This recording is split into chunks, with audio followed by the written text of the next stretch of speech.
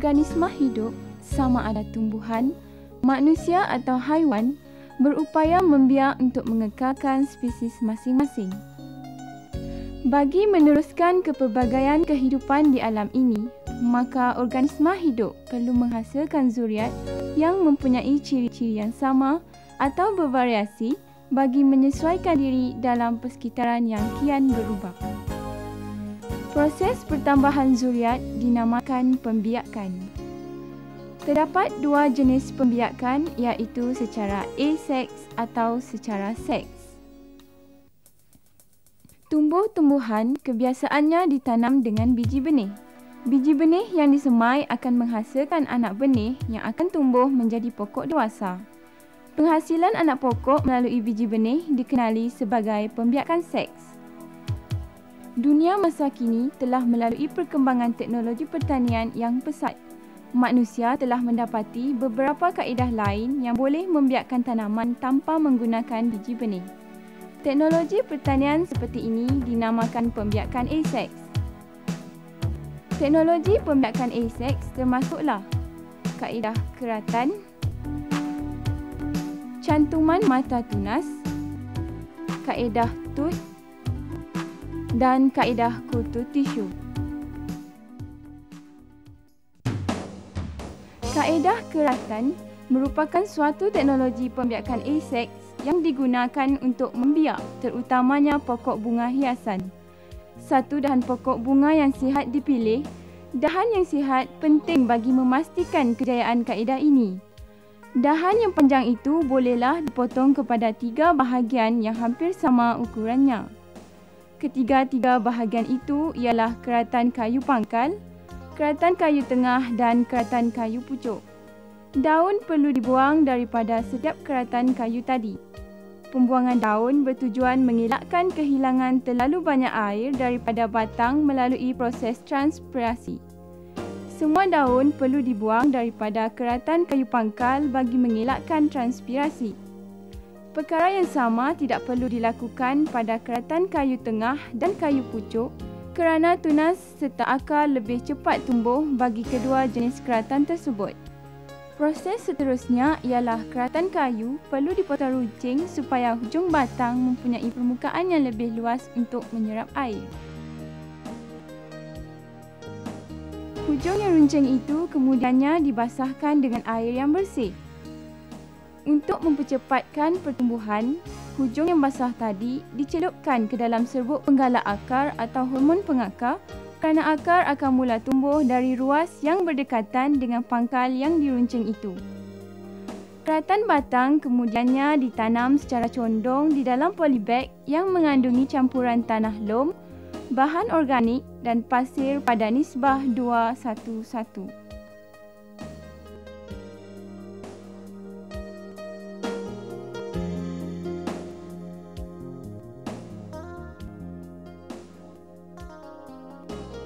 Polybag kemudiannya dipindahkan ke tempat yang teduh bagi menghindari cahaya matahari terik.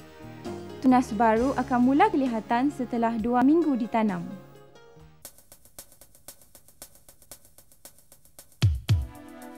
Ubi kentang membiak secara aseks melalui tuber, iaitu sejenis ubi atau batang bawah tanah yang menyimpan makanan.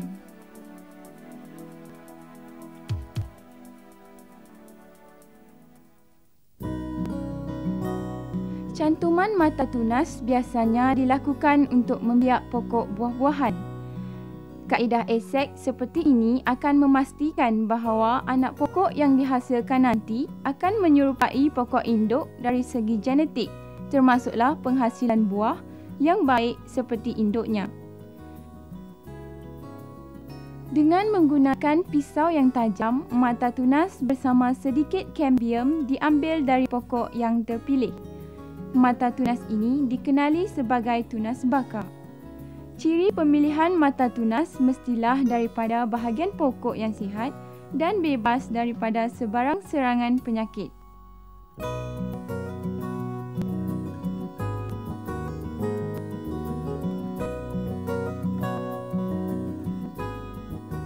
Langkah seterusnya ialah membuat satu hirisan berbentuk T pada dahan pokok yang dikenali sebagai pokok penanti.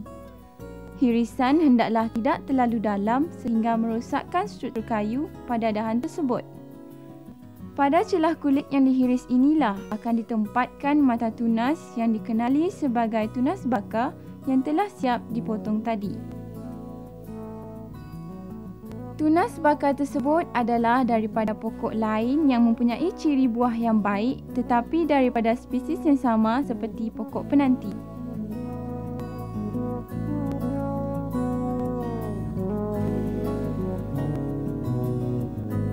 Tunas bakar kemudiannya disisipkan pada hirisan berbentuk T yang telah dibuat pada dahan di pokok penanti. Proses sisipan ini perlu dilakukan secara berhati-hati supaya tunas bakar tidak patah dan rosak. Cantuman itu kemudiannya dibalut rapat dengan pita selofan. Pokok penanti akan membawa air dan garam mineral terlarut dari akarnya kepada tunas bakar untuk keperluan pembesaran. Perlu diingat bahawa kejayaan teknik ini adalah juga bergantung kepada keserasian antara mata tunas dan pokok penanti. Mata tunas baru akan tumbuh beransur-ansur selepas beberapa minggu dan cabang bersama mata tunas tersebut akan dipotong dan ditanam di tempat semayan sehingga sesuai untuk dipindah ke ladang.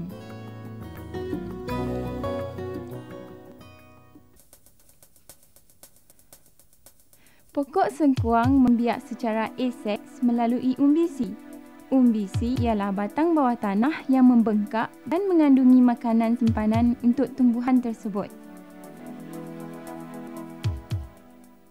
Sama seperti kaedah cantuman mata tunas, kaedah tut juga kebiasaannya digunakan oleh para petani bagi menghasilkan anak pokok buah-buahan.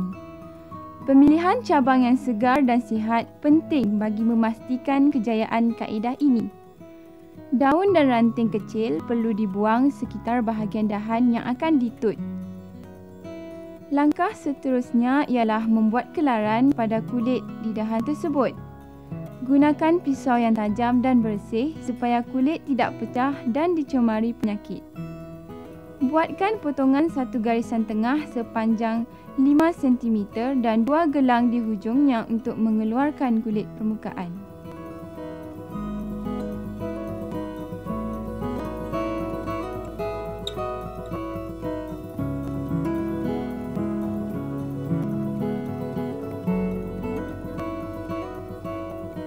Tisu cambium dikikis bagi mengelakkan terbentuk semula kulit kayu pada bahagian yang ditut. Pembentukan semula kulit pada bahagian tersebut akan menghalang proses pertumbuhan akar. Untuk menggalakkan pertumbuhan akar, hormon pengakar disapukan pada bahagian kelaran. Bahagian kelaran ini kemudiannya ditutup dengan tanah lembap yang terdiri daripada campuran 2 bahagian tanah lom dan 1 bahagian bahan organik. Tanah yang lembap merupakan medium pertumbuhan yang akan membekalkan air kepada akar-akar mikro yang bakal tumbuh nanti.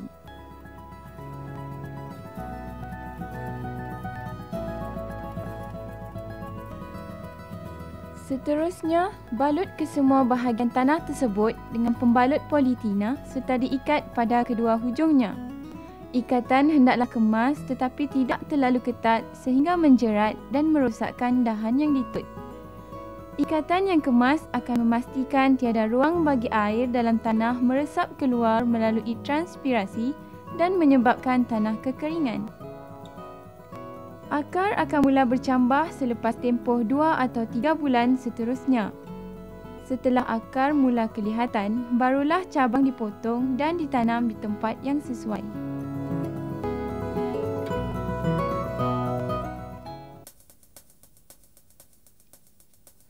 Bawang merah adalah sejenis berbawang dan mempunyai batang bawah tanah yang pendek yang dikelilingi oleh daun berlendir. Batang berbawang akan menghasilkan tunas dan akar untuk anak pokok yang baru. Jenis pembiakan seperti ini juga dikenali sebagai pembiakan aseks.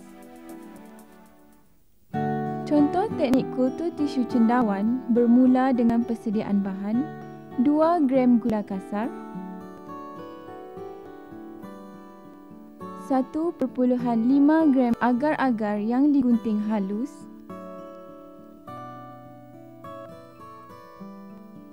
50 ml jus ubi kentang,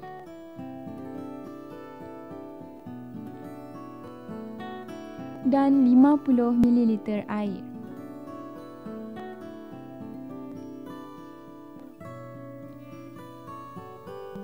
Berikut adalah cara bagaimana mengekstrak jus daripada ubi kentang. Ubi kentang yang telah dibasuh kemudiannya diparut halus. Jus ubi kentang mengandungi unsur karbon, hidrogen, oksigen dan beberapa jenis enzim yang merupakan komponen nutrien bagi tumbesaran anak pokok.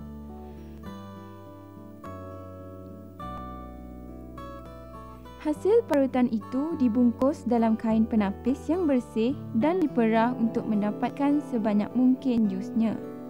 Jus ubi kentang tersebut kemudiannya dilarutkan ke dalam air untuk mendapatkan isi padu yang diperlukan.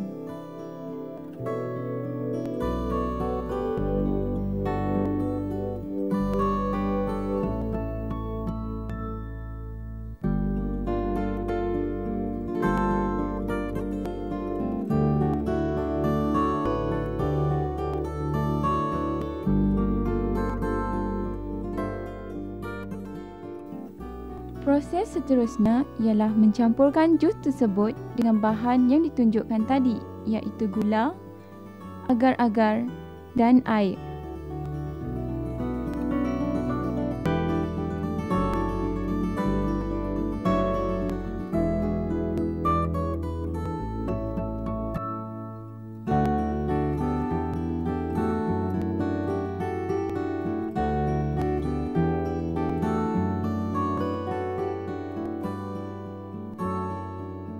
Campuran itu kemudiannya dipanaskan dengan api yang sederhana sehingga sebati.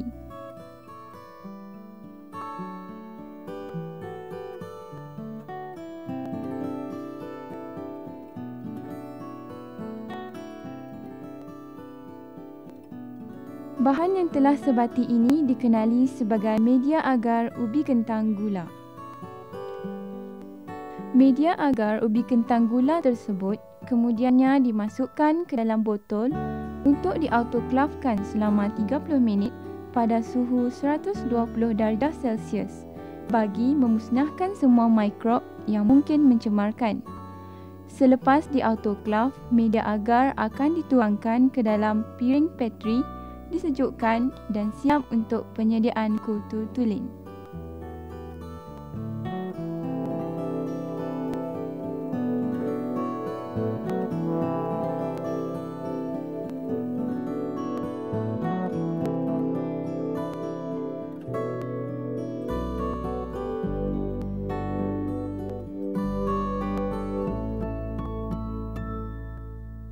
Proses seterusnya dilakukan di dalam kebuk kaca yang bersih secara aseptik.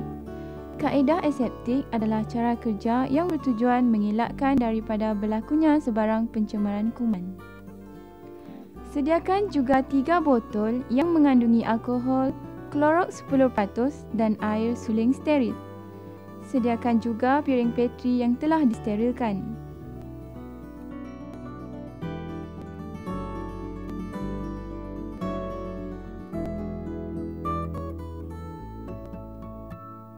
Pisau pemotong dan forceps hendaklah dicelup ke dalam alkohol, dinyalakan dan dibiarkan seketika supaya sejuk.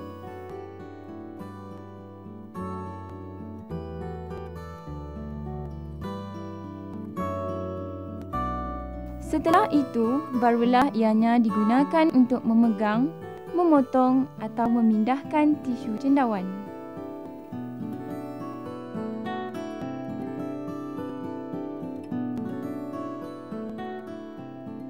Lakukan pemotongan tisu cendawan itu di atas permukaan piring Petri yang steril.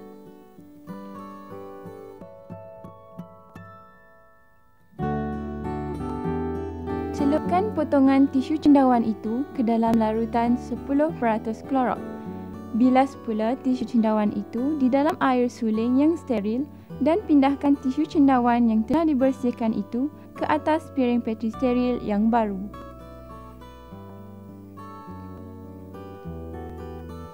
Lakukan pemotongan untuk mendapatkan cebisan kecil tisu yang berukuran lebih kurang 5 mm panjang kali 5 mm lebar kali 2 mm tebal daripada bahagian dalam batang cendawan itu.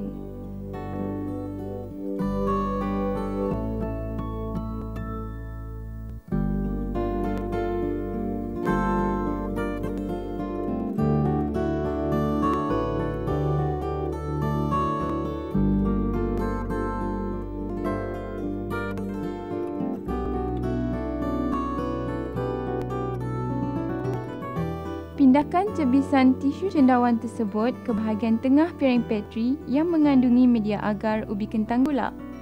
Akhirnya, kutu tulen yang disediakan itu dieramkan pada suhu bilik di tempat yang bersih.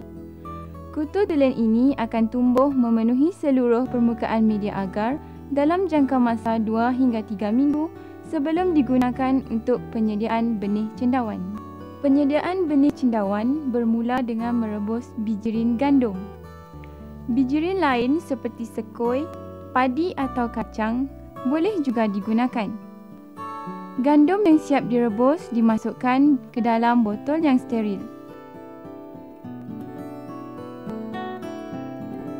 Seterusnya, celupkan pisau ke dalam alkohol, nyalakan dan dibiarkan sejuk sebelum digunakan untuk membuat potongan kecil kutu tulen pada media agar ubi kentang gula.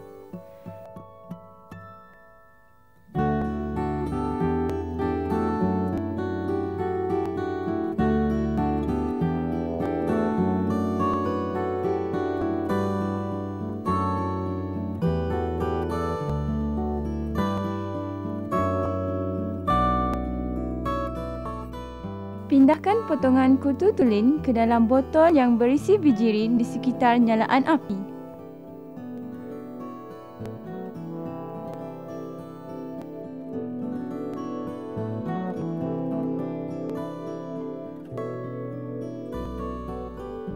Botol yang berisi bijirin dengan potongan kecil kutu tulen ini hendaklah dieramkan pada suhu bilik.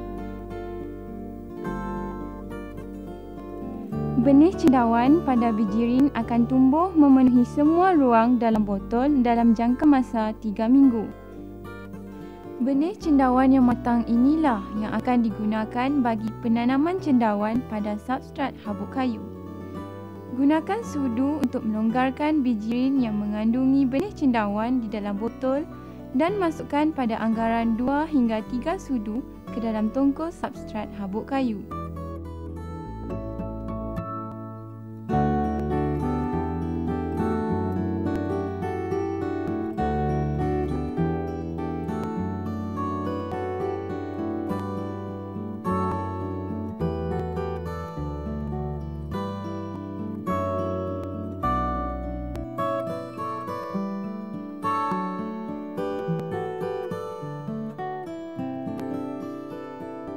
Tutup mulut tongkol substrat habuk kayu dengan kemas dan eramkan pada suhu bilik.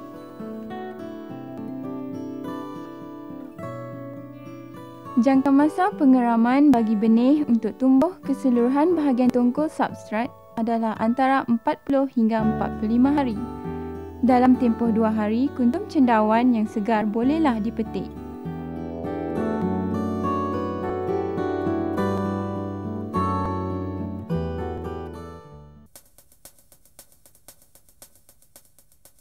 Halia membiak secara aseks melalui struktur bawah tanah yang dinamakan rhizome.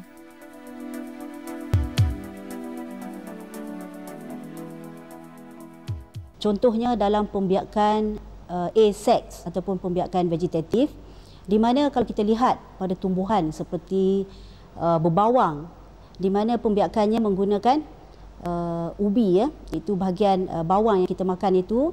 Dan dalam tumbuhan seperti ubi kentang, kita ada pembiakan yang menggunakan mata tunas.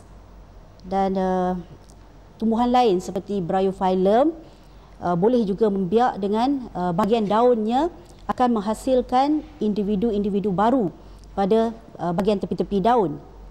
Selain pada itu, tumbuhan seperti halia boleh membiak menggunakan rhizome, iaitu sejenis batang yang menjala di bawah tanah. Dan dalam tumbuhan seperti lalang contohnya, walaupun kita telah menghapuskan lalang tersebut, tetapi disebabkan kehadiran rhizome pada bahagian bawahnya, jadi tunas-tunas baru ataupun individu baru akan muncul. Dalam pembiakan asex tumbuh-tumbuhan, bukan semua tumbuh-tumbuhan berkemampuan untuk melakukan pembiakan asex ataupun pembiakan vegetatif ini.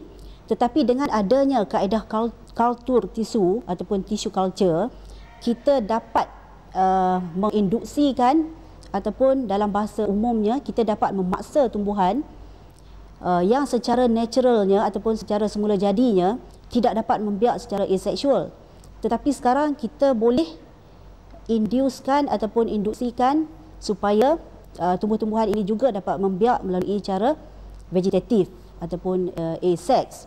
Dalam pembiakan asex, yang penting sekali ialah pembahagian mitosis, iaitu dalam pembahagian mitosis, bilangan kromosom, bahan genetik semuanya dikekalkan.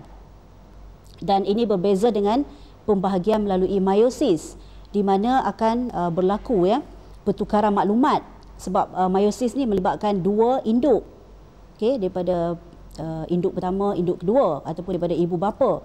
Tetapi dalam pembiakan menggunakan kaedah culture tissue, kita mempergunakan kebolehan sel untuk menghasilkan tumbuhan lengkap.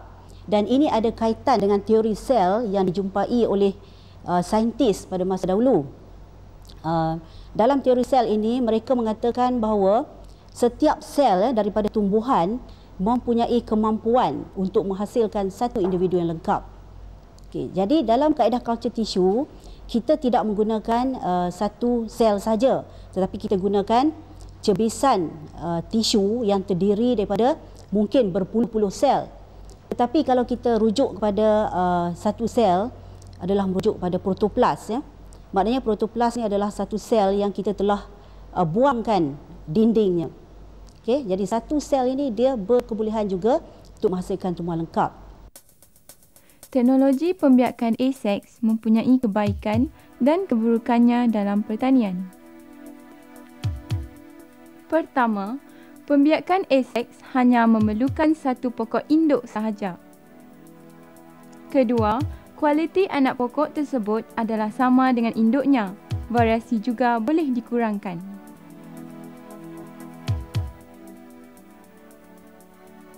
Ketiga, tidak diperlukan ejen luar seperti serangga, angin dan burung untuk membantu dalam pendebungaan.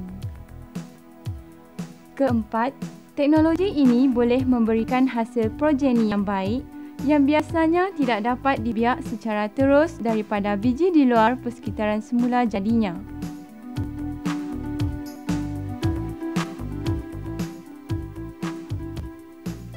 Keburukannya, pokok baru tidak akan menghasilkan variasi. Oleh itu, pokok-pokok ini lebih senang dipengaruhi oleh perubahan persekitaran dan serangan makhluk perosak. Manusia adalah makhluk istimewa, diberikan Tuhan akal untuk mencari ilmu tersembunyi ciptaan yang maha kuasa. Oleh itu, sains adalah cabang ilmu yang harus dipelajari dan didalami.